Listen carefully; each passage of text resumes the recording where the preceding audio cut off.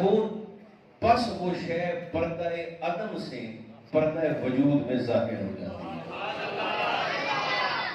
اگر یہ مضمون آپ کو مشکل محسوس نہ ہو، کیونکہ سرکار غوث پاک نے اس پر بڑی سیر حاصل بات فرمائی ہے، اس کا تعلق حقیقت محمدیہ کے ساتھ ہے، اور ظاہر ہے سرکار کی حقیقت کو سمجھنے کے لیے تھوڑا بہت نہیں ٹھیک ٹھاک زور لگانا پڑے گا، کیونکہ بڑی بڑی پگڑیوں والوں کی سمجھ میں آج تک مصطفیٰ نہیں آئے،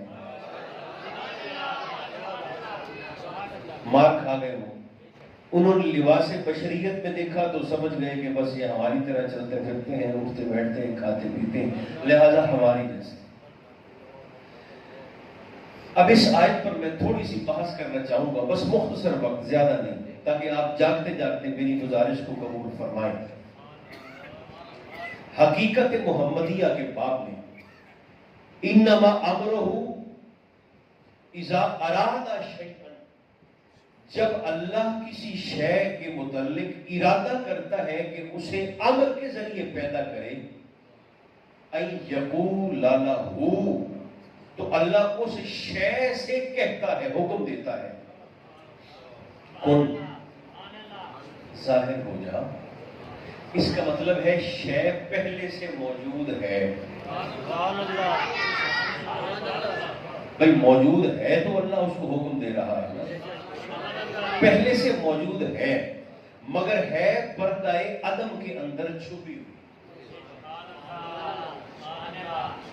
ہے بظاہر چھپی ہوئی، اللہ اسے حکم دیتا ہے کن ظاہر ہو جا، فیکون، پس وہ شے جو پردہ عدم کے اندر چھپی ہوئی ہے وہ اللہ کے حکم سے عدم سے ہست میں آ کر ظاہر ہو جاتی ہے۔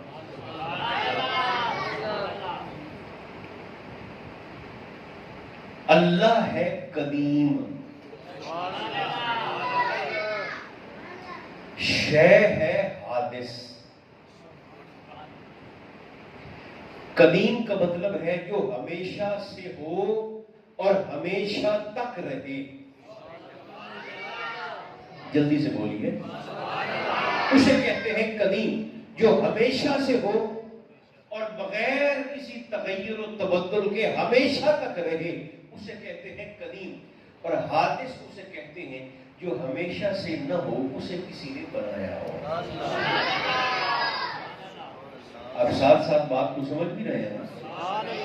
اللہ ہے قدیم اور شے ہے حادث،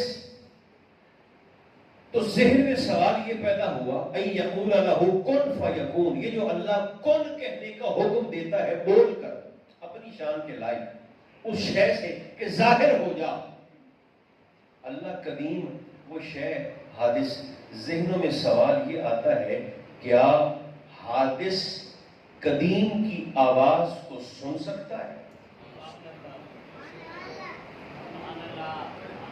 میرے کہاں پھنس گئے ہو دوسرا یا میں پتہ نہیں، کیا حادث قدیم کی آواز کو سن سکتا ہے؟ تو جواب ہے یقیناً نہیں۔ جواب کیا ہے؟ بالکل نہیں۔ قدیم کی آواز کو حادث سننے کی صلاحیت رکھتا ہی نہیں ہے۔ ما کان لبشر ان یکلمہ اللہ، یہ کسی بشر کی اوقات ہی نہیں ہے کہ اللہ اس سے کلام کرے، کیونکہ اللہ قدیم ہے، بشر حادث ہے، حادث قدیم کی آواز کو سن نہیں سکتا۔ اب ذرا اپنے ذہن پہ تھوڑا سا اور زور ڈالیے، اگر وہ شے حادث ہے اور اللہ قدیم ہے اور اللہ اسے ظاہر ہونے کا حکم دیتا ہے اور وہ اللہ کا حکم سن کر ظاہر ہو جاتی ہے، تو حادث ہونے کے باوجود، چونکہ حادث تو سن نہیں سکتا، میں ایک مثال دیتا ہوں تاکہ بات اور تھوڑی سی واضح ہو جائے، آسان ہو جائے۔ ہمارے جسم میں موجود ہے ایک شے، اسے کہتے ہیں روح۔ کیا؟ روح۔ اب میں آپ کے سامنے بیٹھا ہوں نا، تو میں دو چیزوں کا اس وقت مجموعہ ہوں، ایک جسم اور ایک روح۔ جسم حادث ہے، روح قدیم ہے جزوی طور پر۔ وَنَفَخْتُ فِيهِ مِن رُوحِي، اللہ فرماتا ہے میں نے اپنے آپ میں سے کوئی شے آدم کے جسم میں پھونک ڈالی تھی. روح قدیم ہے، جسم حادث ہے. اب میں آپ کو مثال دیتا ہوں. مثلا اس حادث جسم کے ماتھے پر آ جائے پسینہ، میری طرف دیکھنا، یہ رومال یہاں پر پڑا ہے، پسینہ آ جائے، یہ ہے حادث. یہ رومال کیا ہے؟ حادث. اب میرے ماتھے پر پسینہ آیا، روح ساری رات بھی چیخ چیخ کر اس رومال کو کہتی رہے کہ تو یہاں سے اٹھ اور ماتھے کا پسینہ صاف کر. ساری رات کیا، 12 گھنٹے کیا، 12 صدیاں بھی چیختی رہے تو یہ رومال اٹھے گا نہیں، کیونکہ یہ رومال حادث ہے، روح قدیم ہے. یہ حادث اس قدیم کی آواز کو سن بھی نہیں سکتا. جب سنے گا نہیں تو ماتھے کا پسینہ صاف، مڑ کا پسینہ سویٹ صاف کیسے کرے گا؟ پھر روح کیا کرے گی؟ روح اس جسم کے اور اس رومال کے درمیان کوئی ایسا واسطہ ڈھونڈے گی جس کا تعلق روح کے ساتھ بھی ہوگا، جس کا تعلق اس رومال کے ساتھ بھی ہوگا. میری بات کی تھوڑی تھوڑی سمجھ آ رہی ہے؟ یعنی یہ روح پھر اس ہاتھ کو حکم دے گی کہ پسینہ آ گیا ماتھے پر، اے ہاتھ اب تو اٹھ، آگے بڑھ، رومال پکڑ اور پیشانی کی طرف آ کر ذرا اس کا پسینہ صاف کر. یہ ہاتھ آگے جائے گا، رومال کو پکڑے گا اور ماتھے کا پسینہ صاف کرے گا.